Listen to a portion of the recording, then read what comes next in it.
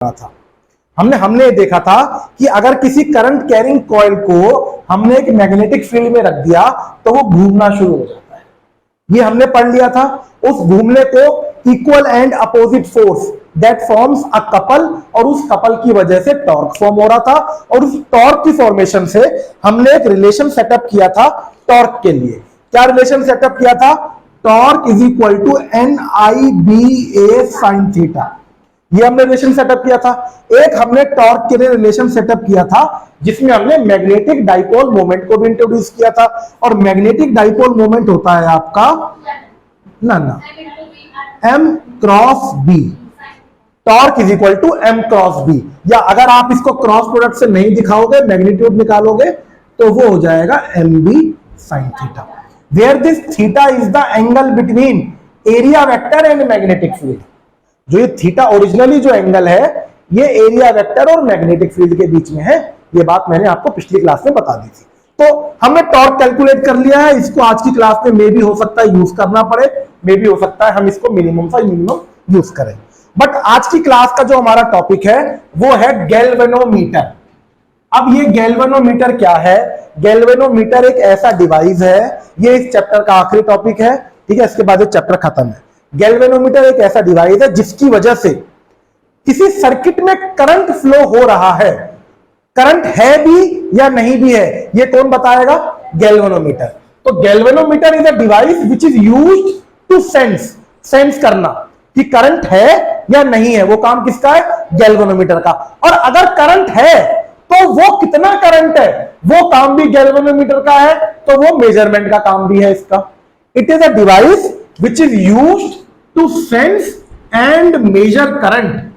ये बात हमेशा ध्यान रखना, सेंस भी करेगा कि करंट है या नहीं है, अगर है तो कितना है, ठीक है। जैसे कि जो हमारा एमीटर होता है ना, वो करंट को मेजर कर रहा है, वो इसी प्रिंसिपल के ऊपर काम कर रहा है, ठीक है, कि वो जितना करंट होता है सर्किट में उस हिसाब से सुई ला देता है।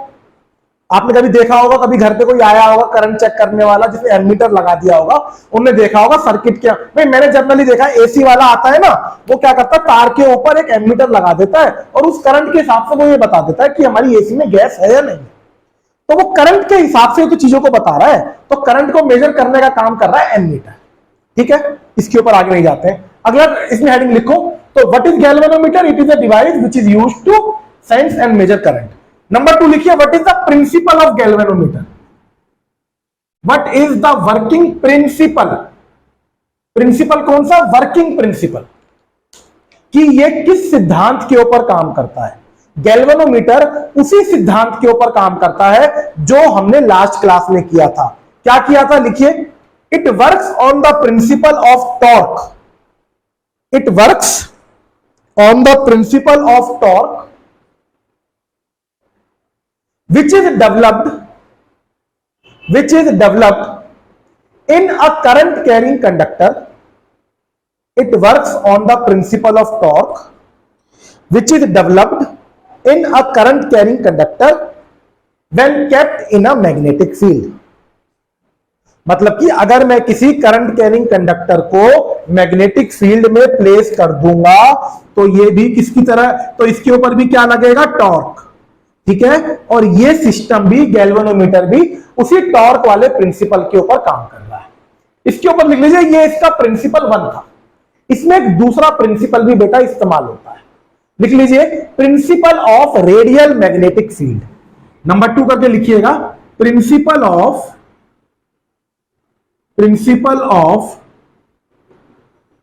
Radial magnetic field. अब ये बेटा रेडियल मैग्नेटिक फील्ड क्या होती है? आपको नॉर्मल मैग्नेटिक फील्ड और रेडियल मैग्नेटिक फील्ड में अंतर बताते हैं, फिर उसके बाद ये चीज आपको समझ में आ जाएगी रेडियल मैग्नेटिक फील्ड क्या है। देखिए, अभी तक आपने क्या देखा था, पिछली क्लास में मैंने एक मैग्नेट लिया और यहां पे मेरे पास एक कॉइल रखी है जिसके अंदर करंट ऐसे ऐसे ऐसे फ्लो कर रहा है, ठीक है। अब ये जो मैग्नेट थी ना, ये एक नॉर्मल मैग्नेट है, ये आपकी मैग्नेटिक फील्ड की डायरेक्शन है जो कि नॉर्थ से साउथ जा रही है, ठीक है, ध्यान से समझना। अभी इस समय करंट कैरिंग कहां पे है? कंडक्टर। इस समय जो ये कंडक्टर है इसके अंदर करंट ऊपर की तरफ फ्लो कर रहा है और मैग्नेटिक फील्ड इससे कैसे है? परपेंडिकुलर। बेटा थोड़ी देर बाद देखो, ये जैसे कि मोबाइल है, ये मेरा करंट कैरिंग कंडक्टर और ये इसकी मैग्नेटिक फील्ड, ठीक, ये इसकी ऐसी हालत हमने बना दी, ये मैग्नेटिक फील्ड जो कि ऐसे जा रही है, और ये है करंट कैरिंग कंडक्टर। दोनों में कैसा एंगल है? दोनों में 90 डिग्री का एंगल है।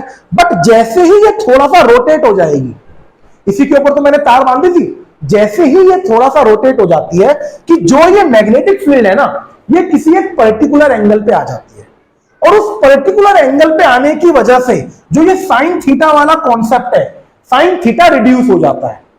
क्योंकि साइन थीटा मैक्सिमम कब होगा? जब थीटा की वैल्यू 90 डिग्री होगी। और क्योंकि जैसे ही कॉइल रोटेट करती है नॉर्मल मैग्नेटिक फील्ड में, तो वो साइन थीटा का जो थीटा की वैल्यू है वो आपकी 10 डिग्री, 20 डिग्री, 30 डिग्री, 40 डिग्री कम होगी। और जैसे जैसे 90 डिग्री से जितना थीटा रिड्यूस होगा उतना साइन थीटा कम हो जाएगा, क्योंकि साइन 0 की वैल्यू होती है 0 और साइन 90 की वैल्यू होती है 1। तो आपको मिनिमम और मैक्सिमम के बीच में 90 डिग्री का गैप मिल रहा है, इससे ज्यादा हो नहीं सकती। तो अगर एंगल आपका 90 डिग्री से कम होगा तो कुल मिला के आपका क्या रिड्यूस हो जाएगा? टॉर्क। और हमारी इच्छा है टॉर्क ज्यादा से ज्यादा डेवलप हो। तो हम क्या करते हैं, इसमें नॉर्मल मैग्नेटिक फील्ड इस्तेमाल नहीं करते, हम करते हैं रेडियल मैग्नेटिक फील्ड। अब रेडियल मैग्नेटिक फील्ड क्या चक्कर है? रेडियल मैग्नेटिक फील्ड के लिए एक चीज समझो, जैसे कि आपको ये क्यूबॉइड दिखाई दे रहा है, एक बड़ी सी बॉडी है, उसके बीचों बीच एक गोल छेद किया। ये एक बड़ी सी बॉडी है, 3D बॉडी बनाने की कोशिश करी है, इसको बीचों बीच छेद किया, और ये छेद इस बॉडी में नीचे तक है, आर पार है।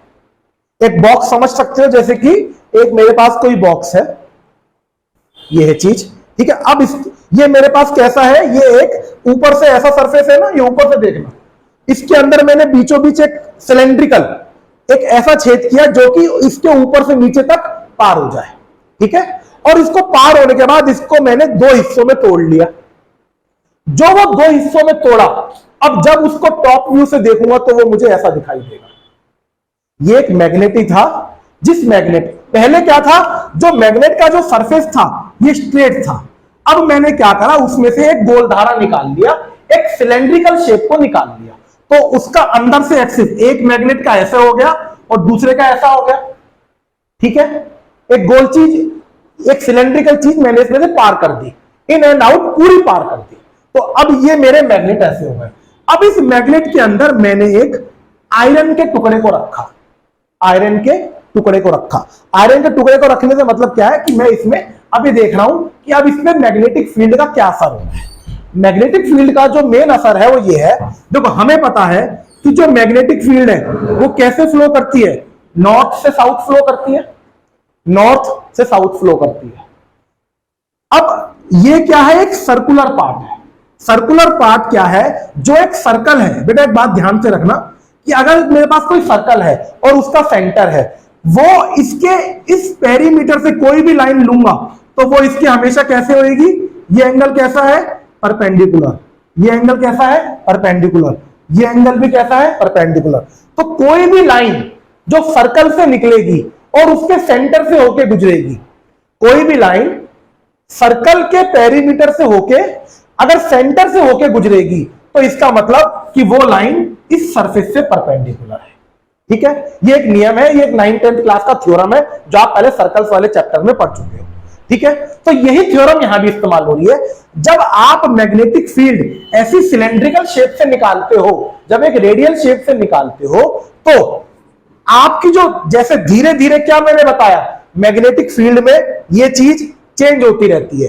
थोड़ी देर में ये जो एंगल है करंट कैरिंग कंडक्टर और मैग्नेटिक फील्ड के बीच में, जो ये एंगल है, ये जैसे जैसे घूमेगा, एक पॉइंट पे तो 90 डिग्री था, बट जैसे ही घूम जाएगा वो 90 डिग्री नहीं रहेगा। बट अगर मैं जो बीच में घूमने वाला कोर है उसको सर्कुलर ले लूं और यहां से जो ये मेरी मैग्नेटिक फील्ड है इनको मैं रेडियल बना दूं, तो क्या होगा, हर एक पॉइंट से जो मैग्नेटिक फील्ड निकलेगी, ये नॉर्थ ये साउथ, हर एक पॉइंट से जो मैग्नेटिक फील्ड निकलेगी वो एक्चुअली इस करंट कैरिंग कंडक्टर के वो परपेंडिकुलर होंगी। बट ऐसा हमें लगता है कि वो नॉर्थ से साउथ ऐसी जा रही होंगी। एक्चुअल में क्या होता है, हमने ये प्रॉपर्टी पढ़ी थी कि electric field lines can never cross each other. तो जो काम इलेक्ट्रिक फील्ड में या इलेक्ट्रिक हमने मैग्नीट्यूड फील्ड निकाली है वो सारी थ्योरीज हम मैग्नेटिक फील्ड में भी लगा रहे हैं। तो अगर दो इलेक्ट्रिक फील्ड लाइन आपस में इंटरसेक्ट नहीं कर सकती तो दो मैग्नेटिक फील्ड लाइंस भी आपस में इंटरसेक्ट नहीं करती। यह चीज केवल एक अनुमान है कि मैग्नेटिक फील्ड लाइंस ऐसे जा रही होंगी, बट एक्चुअल में क्या होता है कि जब आप एक अपना नॉर्थ पोल और साउथ पोल ऐसा बनाते हो, एक्चुअल में आप बता रहा हूं होता क्या है। ठीक है, ये आपका नॉर्थ पोल है और ये आपका साउथ पोल है, बीच में आपने इसके आयरन का कोर रख दिया। ये जो आयरन कोर है ये इस हिसाब से है कि ये इसके अंदर आ पा रहा है, ये वही शेप है जिसको मैंने यहां से होलो किया था। ठीक है, तो अब ये नॉर्थ है तो सेंटर से तो बेटा एग्जैक्टली ऐसे जा रही है नॉर्थ से साउथ। जो ये दूसरी लाइन में ऐसे सोच के चल रहा था कि वो ऐसी सीधी निकल रही है, वो ऐसे ना निकल के वो ऐसे चली जाती है। ठीक है, और जो मैं यहां से सोच रहा था कि वो ऐसे जा रही है, वो ऐसे ना जाके वो ऐसे जा रही है, क्योंकि ये जो लाइन है ना, जो फील्ड लाइंस है, जैसे इलेक्ट्रिक फील्ड लाइंस कभी आपस में एक दूसरे को इंटरसेक्ट नहीं कर सकती, वैसे ही मैग्नेटिक फील्ड लाइंस भी आपस में कभी एक दूसरे को इंटरसेक्ट नहीं कर सकती। तो होता क्या है आपके गैल्वेनोमीटर में, या मैं कहूं आपका principle of radial magnetic field क्या होता है। रेडियल मैग्नेटिक फील्ड एक ऐसी मैग्नेटिक फील्ड है कि जैसे जैसे आपकी कॉइल रोटेट होएगी तो उसके ऊपर हर एक पॉइंट पे जो area vector, current carrying conductor का जो एरिया वेक्टर होगा और जो मैग्नेटिक फील्ड होगा उसके बीच में जो एंगल है वो कैसा रहेगा, हमेशा 90 डिग्री रहेगा, और उसकी वजह से आपका टॉर्क हमेशा कैसा बना रहेगा, मैक्सिमम बना रहेगा। और चाहे किसी पोजीशन पे घूम रही हो मेरी कॉइल, उस समय टॉर्क क्या रहेगा, मैक्सिमम रहेगा। अगर हर पॉइंट पे थीटा की वैल्यू 90 डिग्री रहेगी तो टॉर्क हमेशा रहेगा NIBA। तो गैल्वेनोमीटर में रेडियल मैग्नेटिक फील्ड इसलिए बनाई जाती है कि टॉर्क कभी भी पूरे सिस्टम में वेरी ना करे, चाहे ये ज्यादा घूमे चाहे कम घूमे, टॉर्क हमेशा कांस्टेंट रहेगा, बिकॉज क्योंकि मैंने उसके एंगल को कांस्टेंट कर दिया। टॉर्क के अंदर विद रिस्पेक्ट टू करंट कोई चेंज नहीं आने वाला, मतलब कि टॉर्क के अंदर जो एंगल की डिपेंडेंसी है, वैसे तो करंट की वजह से चेंज आएगा ही, वो भी हम देखेंगे, मगर जो एंगल की वजह से डिपेंडेंसी है वो इसकी खत्म हो जाएगी।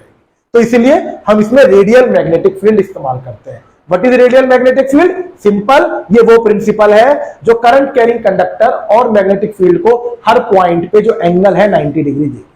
ठीक है, ये डायग्राम और ये डायग्राम बना लीजिए। रेडियल मैग्नेटिक फील्ड की लॉजिक ये है कि हर एक पॉइंट से जो मैग्नेटिक फील्ड है वो ऐसे जा रही है, बट हमें ऐसा लगता है कि वो रेडियली जा रही है। रेडियली मतलब कि अलोंग इट्स रेडियस जा रही है, बट ऐसे जाती नहीं है, जाती वो ऐसे है। और मगर काम ये यही वाला करती है, काम ये ऐसा ही करती है कि वो यहां से परपेंडिकुलर हो। ठीक है, मैं लिखवाता हूं आपको इसके बारे में, डायग्राम बना लो। टॉपिक शुरू करा गैल्वेनोमीटर, पिछली क्लास से ही हमने उठाया है, जो हमने टॉर्क किया था ना, ये उसी की एक्सटेंशन है। गैल्वेनोमीटर में क्या काम है, ये ऐसा डिवाइस है जो कि करंट को मेजर करने के काम आता है। इसका प्रिंसिपल क्या है, वो प्रिंसिपल है जो पिछली क्लास में किया था, और इसमें एक अलग से प्रिंसिपल और ऐड कर दिया कि मैग्नेटिक फील्ड नॉर्मल ना इस्तेमाल करके इसके अंदर हम रेडियल मैग्नेटिक फील्ड इस्तेमाल कर रहे हैं, जिसका मतलब हर पॉइंट पे एंगल क्या होगा, 90 डिग्री होगा। अभी तक हमने ये किया है। ठीक है, लिखिए when the coil rotates, लिखिए during radial magnetic field, during radial magnetic field, लिख लीजिए when the coil rotates, when the coil rotates, the angle between, during radial magnetic field, when the coil rotates, the angle between magnetic field and area vector is maintained at 90 degree, is maintained at 90 degree at every point.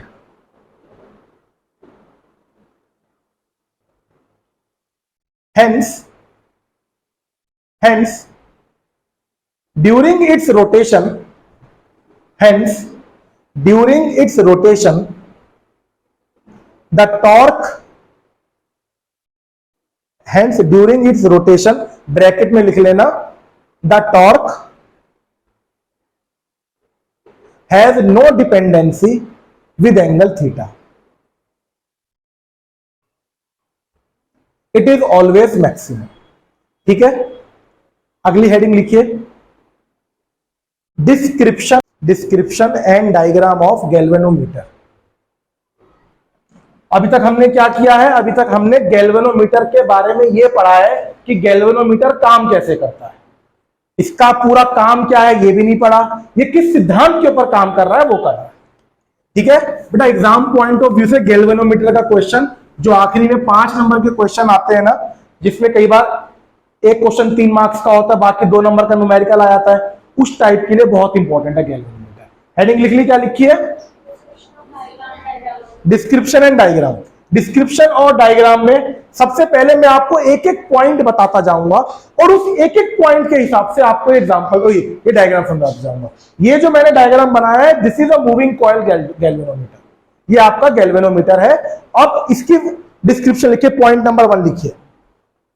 देखो अब आप यहां पे देख सकते हो, ये जो मैंने गड्ढा सा बनाया है ना, ये पूरी इसकी लेंथ पे है। ये मैग्नेट सीधा नहीं है, ये रेडियल मैग्नेट इस्तेमाल किया है, जिसका प्रिंसिपल मैंने लिया है। मतलब ये जो गड्ढा है ना, ये जो पूरा, क्योंकि मैं 2D में 3D में बना नहीं पा रहा हूं, वो ये पूरी इसकी लेंथ पे है। ये जो कर्व है ना, जैसे कि ये जो कर्व है, देखो एक कर्व मैंने कहा, एक कर्व ऐसा, एक मेरे पास सपाट बॉक्स था, उसको मैंने बीच में से सिलेंड्रिकल काट लिया, तो वो ऐसा हो गया। अब वो ऐसा, ये ऐसे रखा है, ऐसे ऐसे रखा है, तो ये पूरी लेंथ पे है, ये जो कर्व है ना पूरी लेंथ पे है, और इस साउथ पोल पे जो ये कर्व है पूरी लेंथ पे है, और इन दोनों के बीच में मैंने एक फ्रेम को रख दिया है। ठीक है, ये मैग्नेटिक फील्ड अब जो बन रही है, कैसी बन रही है? रेडियल मैग्नेटिक फील्ड बन रही है, जो हर पॉइंट पे 90 degree. This is north pole of radial and this is south pole of radial. इसको ऐसे रखा हुआ, और इसके बीच में एक गोल मैंने क्या फंसा दिया, गोल ना कह के सिलेंड्रिकल मैंने उसके अंदर एक आयरन का टुकड़ा फंसा दिया, जिसके ऊपर मैंने क्या करा है, कॉपर की या किसी और मेटल की वाइंडिंग करी है, जिसमें करंट फ्लो होगा, क्योंकि इसके अंदर करंट भी फ्लो होना चाहिए। तो सबसे पहला पॉइंट लिखिए, it has a copper coil, it has a copper coil which is wounded on the metal frame resting on a soft iron core, resting on a soft iron core। ये points मैं board पे नहीं लिख रहा हूं, ठीक है, आप लिखते जाइएगा, मेरे पास बोर्ड पे इतनी जगह नहीं होगी, इसलिए मेरे को आगे काम करना है। क्या है? एक रेडियल मैग्नेटिक फील्ड ली, नॉर्थ साउथ पोल लिया, उसके बीच में बेटा मैंने एक फिक्स फ्रेम रख दिया। फिक्स फ्रेम मतलब कि वो कहीं भी नहीं जा रहा है, ना वो घूमेगा, मतलब कि एक बक्सा रख दिया, जो भी काम होगा उस बक्से के अंदर होगा। इसलिए ये जो ब्लैक से मैंने बना रखा है, इसका नाम मैंने मेन फ्रेम या ये रिजिड फ्रेम है। रिजिड फ्रेम मतलब कि ये हिलेगा नहीं, ठीक है, जैसे कि झुकेगा नहीं, ये हिलेगा नहीं। क्लियर? इसके अंदर मैंने क्या किया है, एक सॉफ्ट आयरन कोर लिया है, जो कि सिलेंड्रिकल शेप का है, और उसके ऊपर मैंने कॉपर की तार को लपेटा है। तो जो करंट फ्लो करना है ना बेटा, करंट इसके अंदर ऐसे फ्लो करना है। ठीक है, ये करंट की आपकी डायरेक्शन है, करंट के फ्लो करने की। ठीक है, और करंट को फ्लो कौन करवा रहा है? मैंने एक को एक टर्मिनल से जोड़ा हुआ है, ये टर्मिनल 1 और ये टर्मिनल 2, करंट यहां से फ्लो हो रहा है। ठीक है, मतलब कि यहां से पोटेंशियल से जोड़ा हुआ है। टर्मिनल 1 या तो पॉजिटिव होगा, टर्मिनल 2 एक नेगेटिव होगा। दो ही तो टर्मिनल होते हैं हमारे पास, एक पॉजिटिव टर्मिनल, एक नेगेटिव टर्मिनल। तो यहां से इस वायर पे करंट की सप्लाई जा रही है, जो कि शो कर रहे हैं T1 एंड T2, जो कि करंट सप्लाई करने के लिए जिम्मेदार है। नंबर 2 लिखिए इसमें डिस्क्रिप्शन में, it has two pivots, it has two pivots, PIVOTS, it has two pivots, both are resting on the frame, both are resting on the frame such that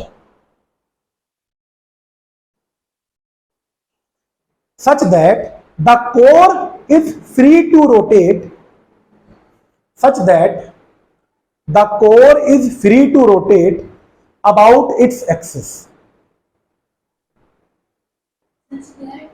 The core is free to rotate about its axis. तभी बेटा आपने लट्टू देखा है, लट्टू की जो नीचे की कील है, मान लो कि उसको मैंने एक पाइवट कहा है। अब लट्टू को मैं एक बक्से के अंदर घुमा रहा हूं। लट्टू मेरा सॉफ्ट आयरन कोर, उसके नीचे जो लोहे की कील से निकली हुई है, ऐसी एक कील मैंने उसके सरफेस के ऊपर भी लगा दी, 2 कील हो गई। और जितनी वो कील जा रही है, जैसे कि ये बीच में मेरा क्या है, एक लट्टू, यहां से मैंने एक कील निकाली, वैसे ही एक कील मैंने यहां निकाली, और वो कील का जो मैंने सपोर्टिंग है किसको बना दिया, जो मेरा फिक्स फ्रेम था। अब जो आपका कोर घूमेगा वो इसके और इसके सहारे अपने एक्सिस पे इजीली घूमता चला जाएगा। इमेजिन करके देखो, जैसे कि मैंने अगर इस चीज को एक इससे बड़े बक्से में बंद किया होता तो ये ऐसे ऐसे जा सकता था। अब अगर इसको मैंने यहां से एक पाइवट एक तरीके का पॉइंटेड शार्प सपोर्ट है, एक कील सी लगा दी, तो और उसको मैंने इस जॉइंट से जोड़ दिया, तो वो इसके अलावा कहीं और नहीं भागेगा। अब ये जब रोटेट करेगा, अगर पाइवट लगा दी तो इसी के एक्सिस के अबाउट रोटेट करेगा, और ये जो पाइवट है ना, इसको और कहीं जाने नहीं देगा। ठीक है, तो हमने क्या करा, इस फिक्स फ्रेम के अंदर जो हमारा करंट कैरिंग सॉफ्ट कोयर है, जो हमारा आयरन का कोर लगा रखा है जो घूमेगा, वो हमने यहां से भी और यहां से भी किससे कनेक्ट कर दिया, एक पाइवट से। पाइवट और कुछ नहीं, एक तरीके का सपोर्ट होता है। नेक्स्ट पॉइंट लिखिए, from one and a hair spring is used.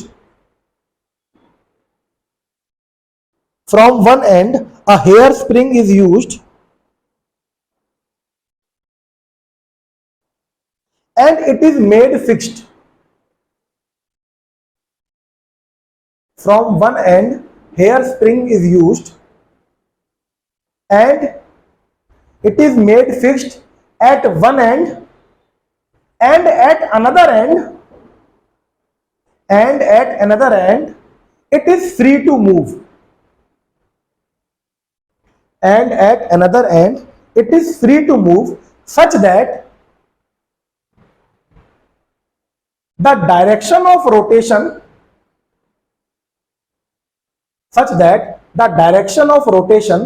is opposite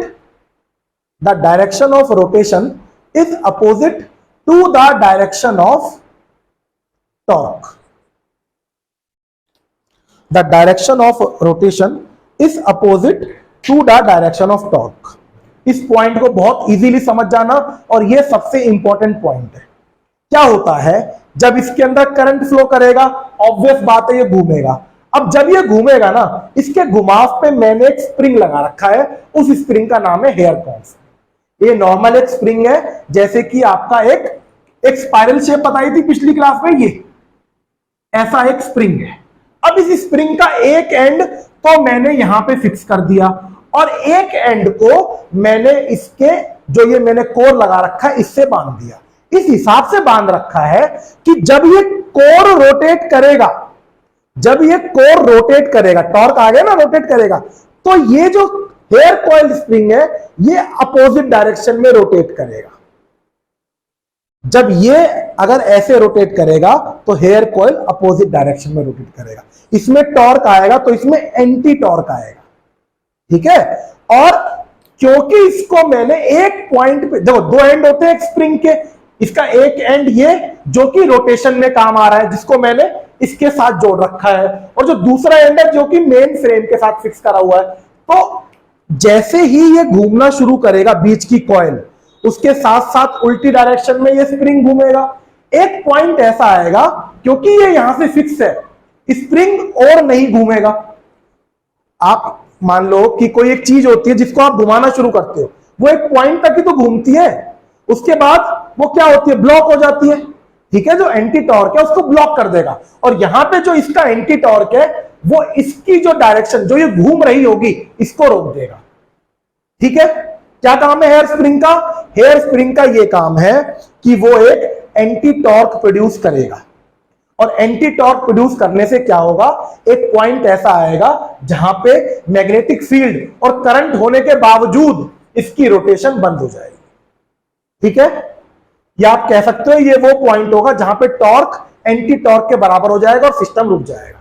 और वो रुकने के पीछे कारण केवल ये हेयर स्प्रिंग का ये वाला पॉइंट है, क्योंकि ये यहां से फिक्स है।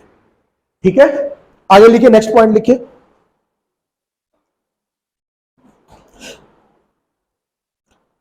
The rotation is measured, the rotation is measured by the indicator and a pointer. The rotation is measured by a indicator and the pointer. सामने बोर्ड पे देखिए, जिस पॉइंट पे ये आके रुकेगा, जिस पॉइंट पे आके रुकेगा उस समय क्या होगा, यहां पे मैंने एक इंडिकेटर लगा रखा है और इंडिकेटर के साथ एक पॉइंटर लगा रखा है कि मान लो कि ये घूमते घूमते घूमते ये ऐसे शुरू हुआ, घूमते घूमते ऐसे आ गया, यहां पे एंटी टॉर्क प्रोड्यूस हो गया और ये रुक गया। जहां पे ये रुकेगा वहां पे उस समय ये जो पॉइंटर है ये एक्टिव हो जाएगा और ये पॉइंटर अपने आप को ऐसे ऐसे ऐसे ऐसे टर्न करेगा और ये जो पॉइंटर है वो इंडिकेटर पे ये टर्न करेगा कि आपका करंट कितना है। वो किससे शो करेगा कि भाई आपका कितना डिग्री रोटेट हुआ है। 1 डिग्री पे अगर आएगा तो करंट की वैल्यू कुछ होगी, 1.2 डिग्री पे आएगा करंट की वैल्यू कुछ होगी। तो जितनी डिग्री पे आके आके पॉइंटर रुकेगा उस हिसाब से हम करंट को मेजर कर सकते हैं। तो ये पूरा सिद्धांत है आपके इसका गैल्वेनोमीटर का। लास्ट पॉइंट लिखिए, the two ends of the coil, the two ends of the coil are connected with the terminal T1 and T2. The two ends of the coil are connected with terminal T1 and T2 in order to provide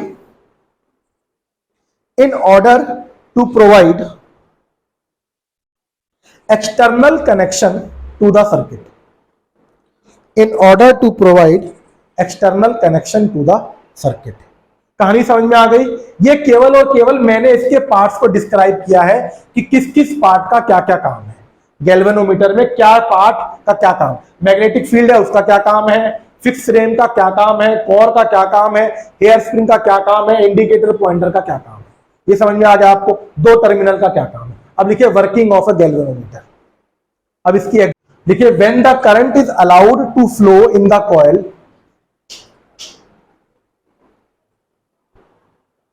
which is kept in a magnetic field, which is kept in a magnetic field, a fixed torque is created. Why the torque is fixed? Torque fixed क्यों है? क्योंकि उसका theta fix कर चुके हैं हम। A fixed torque is created in it.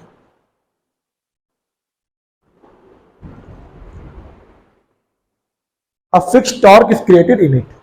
और क्योंकि टॉर्क क्रिएट होता है, ये टॉर्क इस वाले स्प्रिंग से रिलेटेड है। जैसे जैसे टॉर्क होगा ये वाला स्प्रिंग क्या महसूस करेगा अपने आप में, जकड़न। ये इसके इस हिसाब से एडजस्टमेंट लगी हुई है। ये घूमेगा तो ये क्या होता जाएगा, टाइट होता चला जाएगा। ये घूमता जा रहा है, ये टाइट होता जा रहा है। एक पॉइंट पे ये इतना टाइट हो गया क्योंकि ये यहां से फिक्स है, एक पॉइंट पे ये टाइट हो गया, अब ये घूम नहीं रहा। और अगर ये नहीं टाइट हो रहा तो ये इसको भी घूमने नहीं दे रहा। ठीक है, at one point the torque, at one point the torque rotates the spring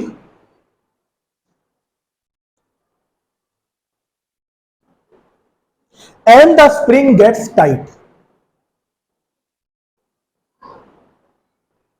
which creates, and the spring gets tight, which creates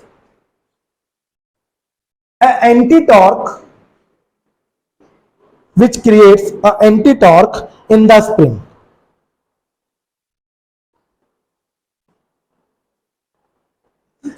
Which creates the anti-torque in the spring. Anti torque बन गया। देखिए, as the anti torque in the spring increases, जैसे जैसे spring के अंदर anti torque बढ़ता जाएगा, as the anti torque in the spring increases, a point will come where the rotation stops. Where the rotation stops.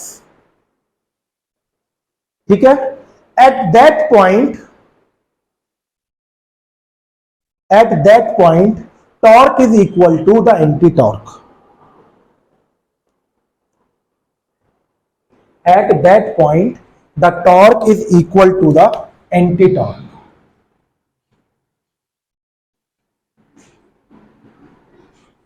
Hence, by using indicator, we can measure. उस समय क्या होगा कि जब ये रुक जाएगा, उस समय जो सिग्नल आ रहा होगा, वो सिग्नल हमें क्या शो कर रहा होगा? The measurement of current. ठीक है, लिख लीजिए, एग्जैक्ट लाइन लिख लीजिए, मैं बता देता हूं. Hence we can observe by indicator. Hence, we can observe by indicator what will be the measurement of current.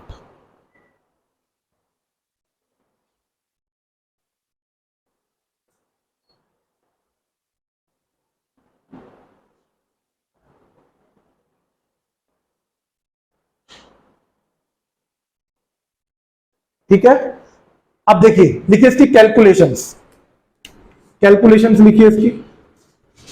What are the calculations? जो चीज हमने इसको अभी थ्योरेटिकली बताई है, उन थ्योरेटिकल चीजों को आप मैथमेटिकली कैसे लिखेंगे? लिखिए सबसे पहले, torque created by the coil.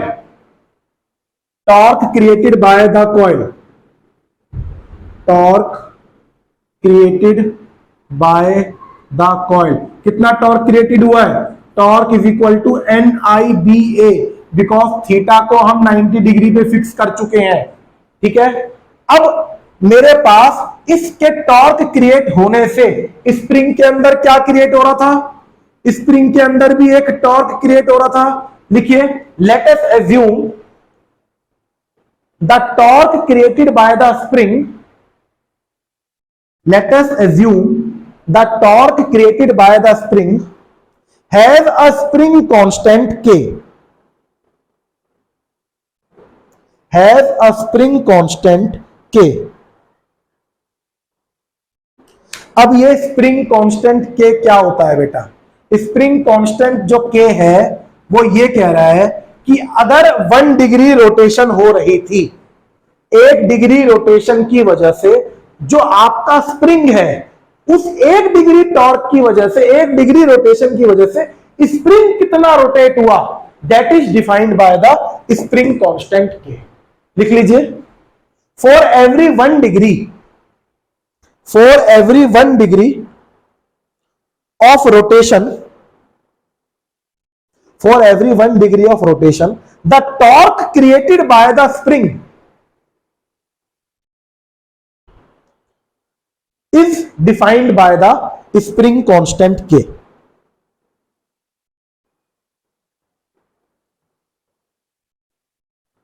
Suppose the angle at which, suppose the angle at which balancing takes place is equal to phi. Suppose the angle at which balancing takes place is equal to phi.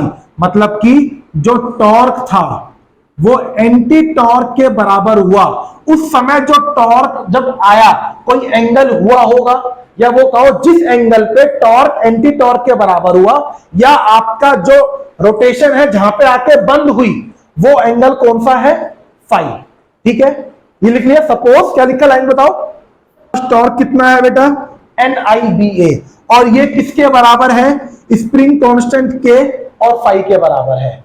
कि इस समय जो जब आपने इसको torque दिया, उसमें एक स्प्रिंग कांस्टेंट K जनरेट हुआ जो कि उसकी एंटी टॉर्क को डिफाइन कर रहा है, और ये काम कि LO 5 डिग्री एंगल पे हुआ. तो करंट की वैल्यू हो जाएगी K phi divided by NBA. This is our current. उस समय कितना करंट आपका फ्लो कर रहा होगा? इतना करंट फ्लो कर रहा होगा। नाउ व्हाट इज दिस के? के क्या है बेटा आपका? एक स्प्रिंग कांस्टेंट। कांस्टेंट का मतलब ये वैल्यू कांस्टेंट है।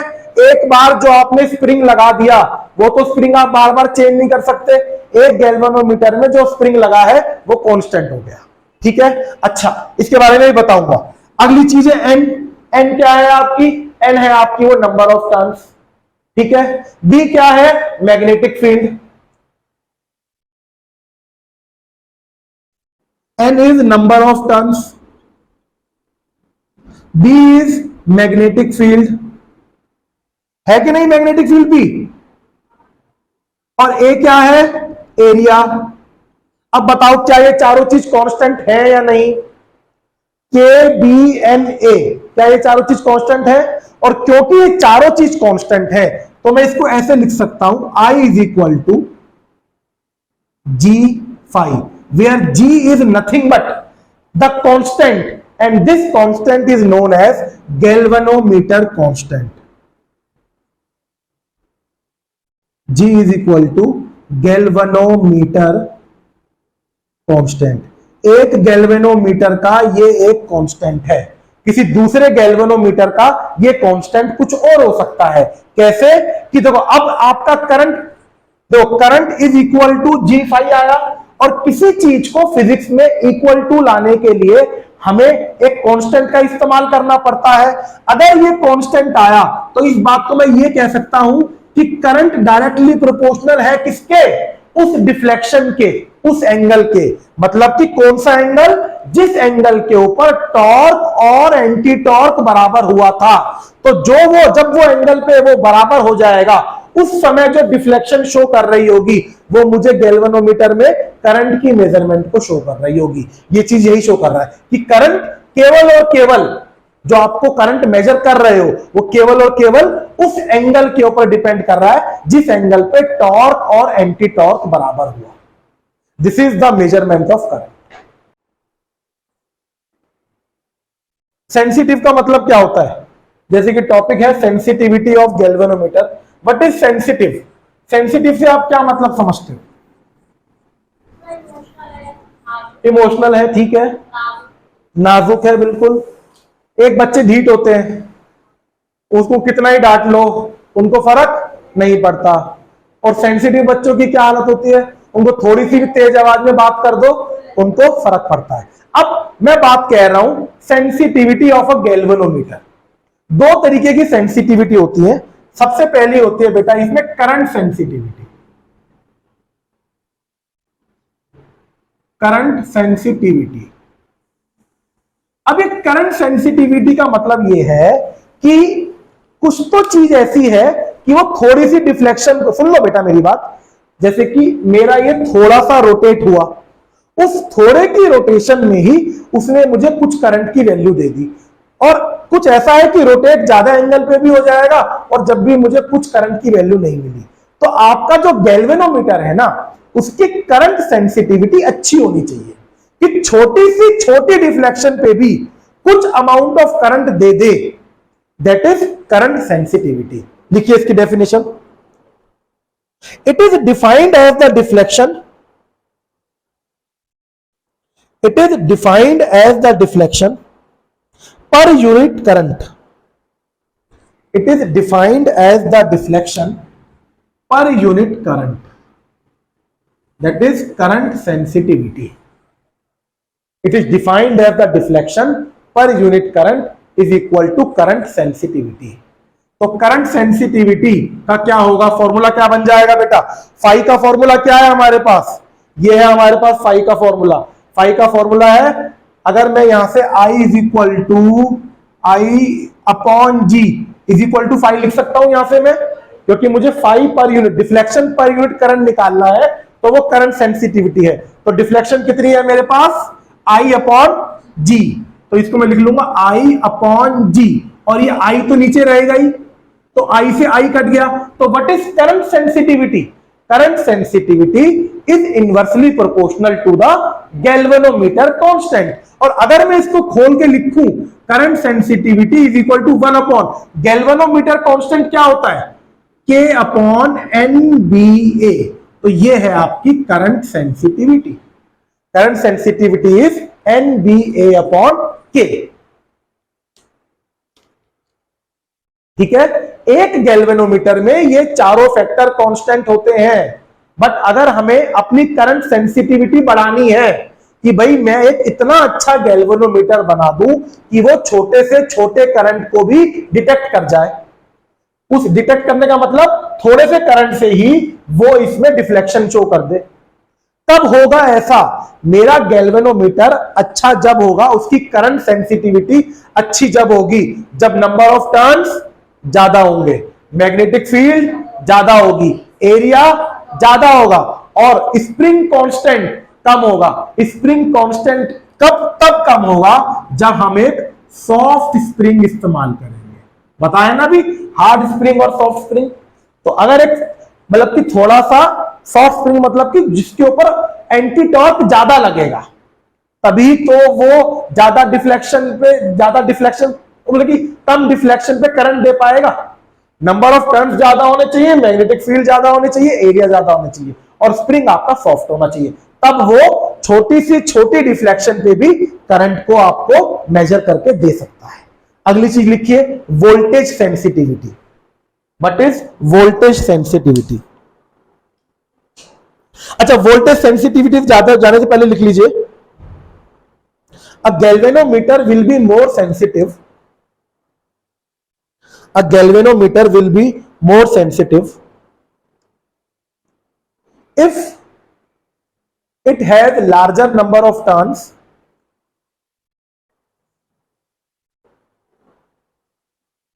if it has larger number of turns, magnetic field or magnetic strength is more, magnetic strength is more, area is more, area is more, and the spring is made up of soft material, and spring is made up of soft material, which means spring constant K is very less. ठीक है, spring constant K is very less.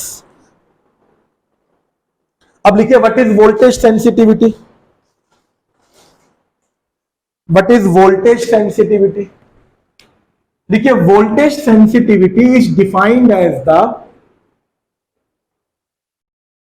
Voltage sensitivity is defined as the deflection per unit voltage.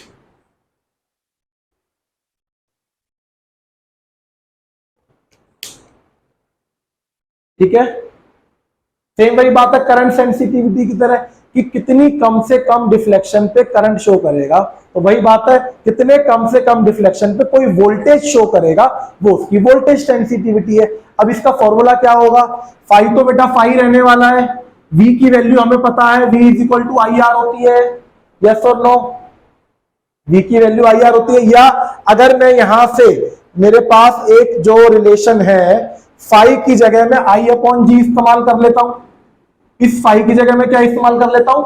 I upon जी, तो ये हो जाएगा I upon G into I R. इसको मैं ऐसे ले सकता हूं, तो आई से आई कट जाएगा, this is my voltage sensitivity. तो वोल्टेज सेंसिटिविटी किसके बराबर है? Is equal to 1 upon G into R. मतलब कि ये भी करंट सेंसिटिविटी की तो तरह ही है, बट वोल्टेज सेंसिटिविटी किसकी ज्यादा अच्छी होगी? बाकी सारे फैक्टर तो यही वाले हैं, 1 अपॉन जी इंटू आर। मतलब कि अगर मैं 1 अपॉन जी को खोलूंगा तो V S is equal to जी की वैल्यू क्या होती है बेटा?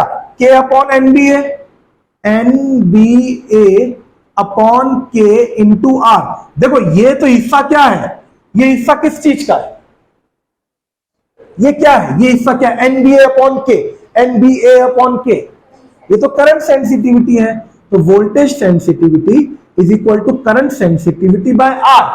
मतलब कि करंट सेंसिटिविटी तो अच्छी होनी चाहिए अगर आपको वोल्टेज सेंसिटिविटी चाहिए। मतलब करंट सेंसिटिविटी अच्छी कब थी? जब नंबर ऑफ टर्न्स ज्यादा थे, मैग्नेटिक फील्ड अच्छी थी, एरिया अच्छा था और स्प्रिंग सॉफ्ट था। ठीक है, बट अगर आपको वोल्टेज सेंसिटिविटी अच्छी चाहिए तो इसके साथ साथ रेजिस्टेंस कैसा है? इसके इनवर्सली प्रोपोर्शनल, ये आर का मतलब क्या होता है, रेजिस्टेंस, और रेजिस्टेंस इनवर्सली प्रोपोर्शनल है का मतलब क्या है कि रेजिस्टेंस आपका कम होना चाहिए। किसी एक वायर में रेजिस्टेंस कम कब होगा, किसी एक वायर में रेजिस्टेंस कम कब होगा, आपने एक वायर ली और इस वायर को लपेट दिया, ठीक है।